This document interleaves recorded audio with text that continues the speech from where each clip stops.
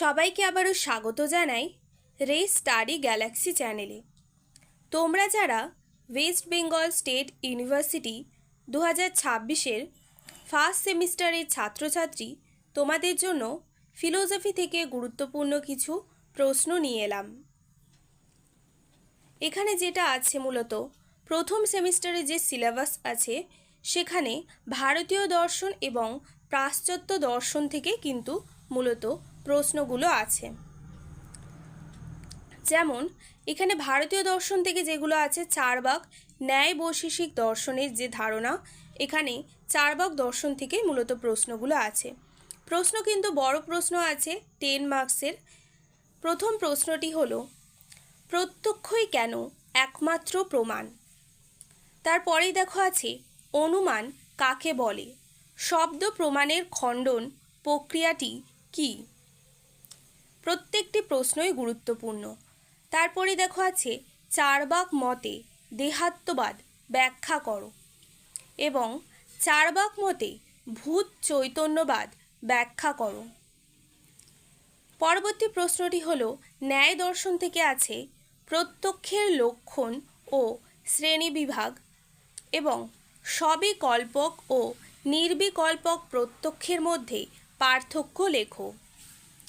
ন্যায় মতে ব্যাপ্তি কাকে বলে, ব্যাপ্তিগ্রহ কিভাবে সম্ভব বা ব্যাপ্তি কিভাবে জানা যায়?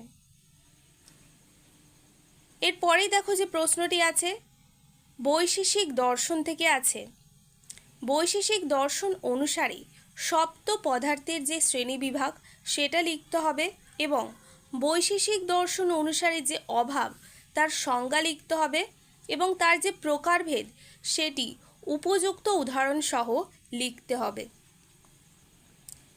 এরপরেই দেখো আছে দ্রব্য থেকে সামান্য পদার্থের যে বিস্তারিত সেটি কিন্তু আলোচনা করতে হবে এবং সংযোগ ও সমবায়ের মধ্যে যে পার্থক্য আছে সেটি কিন্তু লিখতে হবে।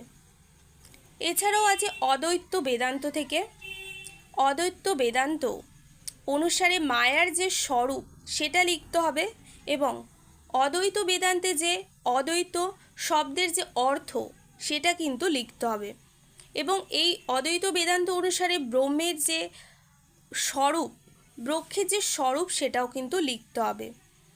পাশ্চাত্য দর্শন থেকে মূলত আছে জ্ঞানের উৎস, বস্তু বা দ্রব্য সংক্রান্ত যে তথ্যগুলো সেগুলো কিন্তু গুরুত্বপূর্ণ। জ্ঞান তত্ত্ব থেকে যে প্রশ্নগুলো আছে জ্ঞানোৎপত্তি বিষয়ে বুদ্ধিবাদী মতের যে সবিচার সেটি আলোচনা করতে হবে এবং লৌকিক বস্তুবাদ কাকে বলে, এই মতবাদ কি গ্রহণযোগ্য, এটি আলোচনা করতে হবে। এরপরে দেখো আছে কার্যকরণ সম্বন্ধ। কার্যকরণ বিষয়ে হিউমের সংশয়বাদ অনুসারে কার্যকারণ সম্পর্কে সতত সংযোগ তত্ত্ব ব্যাখ্যা করো, এই মতবাদ কি সন্তোষজনক, যুক্তি সহ কিন্তু এটি লিখতে হবে। কার্যকরণ সম্বন্ধ থেকে এই প্রশ্নটি গুরুত্বপূর্ণ। এছাড়াও দ্রব্য থেকে আছে দেখো দ্রব্য সম্পর্কে বুদ্ধিবাদী ও অভিজ্ঞতাবাদী যে মতবাদের তুলনা সেটা কিন্তু লিখতে হবে। পরবর্তী প্রশ্নটি আছে বুদ্ধিবাদ থেকে, যেখানে আছে দেকার্তের সংশয় পদ্ধতি, যেমন আমি চিন্তা করি অতএব আমি আছি, এটি ব্যাখ্যা করো এবং স্পিনোজার যে দ্রব্যতত্ত্ব, স্পিনোজার দ্রব্যতত্ত্বটি আলোচনা করো। এরকম আরও ভিডিও পেতে চ্যানেলটি সাবস্ক্রাইব করে অবশ্যই পাশে থেকো এবং বন্ধুদেরকেও শেয়ার করে দিও। দেখা হচ্ছে পরবর্তী একটি ভিডিওতে। সবাই ভালো থেকো, সুস্থ থেকো।